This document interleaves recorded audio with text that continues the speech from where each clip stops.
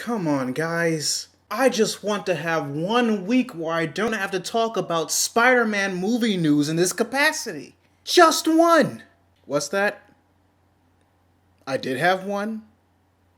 2 weeks ago? Well, fuck it, I want another one, goddammit. Veruca Salt up in this bitch.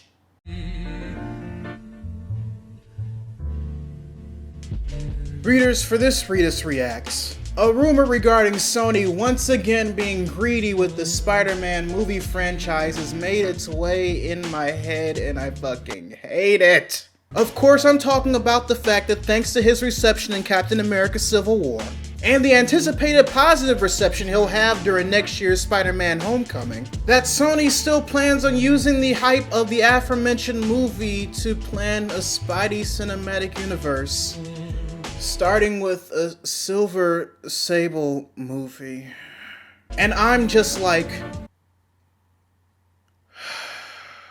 God damn it, Sony. For those of you who don't know, Silver Sable is an anti-hero mercenary within the Spider-Man lore of the Marvel Universe. She hunts war criminals, is the leader of a mercenary team called the Wild Pack, and the only people who know about her are the ones who played Ultimate Spider-Man. Now, we came to know about Sony's plans for an SCU ever since their infamous Sony hack, which included a Sinister Six movie that would have followed the after-credits scene of The Amazing Spider-Man 2 if that movie was cohesive enough, and a Venom spin-off movie. Because he's popular, right? But following the realization that their hefty anticipation for Amazing Spider-Man 2 was more on the wimpy side, Sony Pictures decided to do what 20th Century Fox really needs to consider doing with their Marvel properties, and struck a partnership with Marvel Studios that would allow Spider-Man and his affiliated characters into the MCU while they still held the movie rights, which is partially why the animated Spider-Man movie is still in development. Now, I know what you're thinking, but Laurent, you said it yourself. Sony still has the rights to all the characters associated with Spider-Man. Why wouldn't they want to do something with the characters that they own if the deal allows it? Well, readers, that's because according to a THR interview with Sony chair Tom Rothman, while Sony still has the ultimate authority, they deferred the creative lead to Marvel because they know what they're doing. Then why is this rumor even a thing? If Sony truly trusts Marvel to guide their franchise out of the doghouse, then why are these rumors and moves regarding the Spidey CU still trying to stay as relevant as modern day Mr. T commercials? It's like Avi Arad is still trying to pull strings his way and he's not even associated with Marvel anymore. He's not.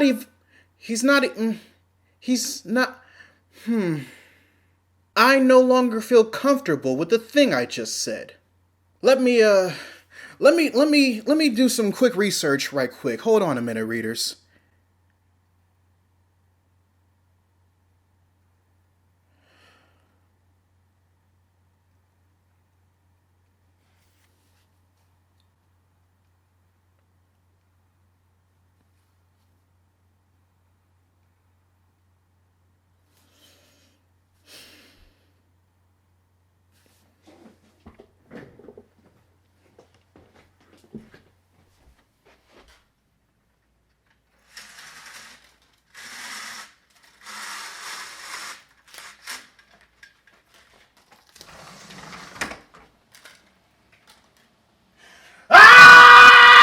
Now, for those of you who are unaware, Avi Arad is the devil. Which, according to black Christians, not only mean that he's a lie, but also means that the truth is not in him. Which apparently does not mean the same thing. This man ran Marvel Studios back when it was Marvel Entertainment in 1993, and is the one responsible for selling the X-Men movie rights to 20th Century Fox, before leaving various projects associated with the company when Marvel decided they wanted to make their own movies just 2 years before the release of Iron Man. He also produced damn near every Marvel property from Blade onward, along with the first 2 installments of the MCU's Phase 1, including the Sam Raimi Spider-Man trilogy, who, according to an interview Raimi had with Collider.com back in 2007, basically forced him to include Venom in the pretty much finished Spider-Man 3, a character that Raimi doesn't even like. And why did Arad push for Venom? It wasn't because the fans wanted it, mind you. It's because he wanted to sell more toys. And why did Arad care about selling more toys? Because he owned Marvel Toys and used the movie in order to advertise the toy line in order for the company to stay afloat, despite the fact that it was drastically sinking and finally closed shop in 2008. From then on, Arad purposely kept Spider-Man out of Marvel Studios' hands out of spite during the Amazing era, being one of the main, if not the only, organizers of the SCU. Now, he made it sound like he really cared about the character once he got Sony behind the idea.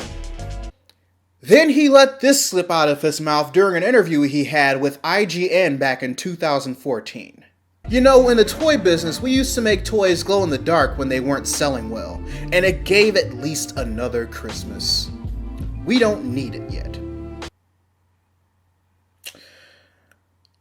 So let me translate this for those who don't speak douchebaganese. We have yet to squeeze these characters dry of their dignity in order to get every single possible cent we can get from these sheep because they love this character, to the point where all we have left are gimmicks. And when we do that,